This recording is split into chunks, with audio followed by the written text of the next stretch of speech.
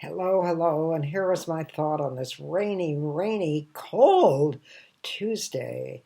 I was reading about the over 70s, and of course I'm 86. These over 70s that are protesting against our being locked down more severely than all you young, feisty 65-year-olds. And they're referring to us as the wrinkly generation. Well, I have to admit that I look like I stayed in the bath too long. It's something that I've learned to accept. And it was very difficult for me. It was very difficult for me to come to terms with the fact that I am not what I would call beautiful. And I am very, very wrinkled. Um, and I have mother-in-law wings. You can't see them because I'm wearing a long up with a flap in the wings. But I'm so happy for my good health and my uh, enthusiasm with the life I have that I've grown to accept that I'm very wrinkled. But I'm also very vain, and I like to dress and I like to look adorable. And I got on the bus in the days when I could get on a bus. I got on the bus some time ago, and there was this beautiful little girl with long blonde curls, and she was sitting across from me, and she looked at her mother and she said, "What's all that on that woman's face?" And I said to her, "Those are wrinkles."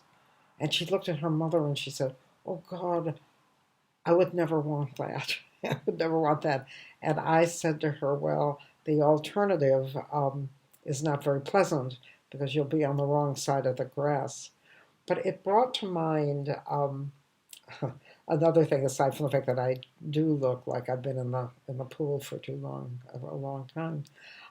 When I was teaching the humanities in college, I was trying to explain how beauty is the way we perceive it. Beauty is here, and unfortunately, in this day and age, we see beauty as what we see in magazines and on movies and on television, and that's how we define beauty.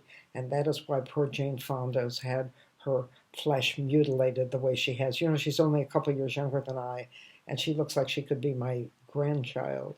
Um, but all these things. So I was trying to explain to my students what beauty is, and for all of you who are of a certain age and look in the mirror and think, "Oh crap, I would like to cover the mirror with," because that's not true, because your real beauty is here.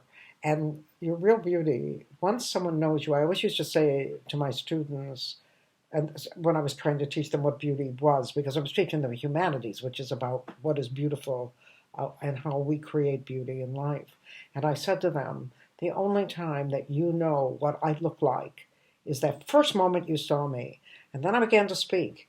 And then as you associated what I am with what you see, my looks then took on a different meaning. And because I was their teacher, I'm sure it was that it was horrible. But I said, right now, you no longer know what I look like, what I really look like physically, but you know what I am, and that's part of how you think I look. And at the end of that class, this young man came to thank me for teaching him, and he said to me, "You know, to me," he said, "you are beautiful." And I think that that's what we have to remind ourselves. That's the beauty that lasts.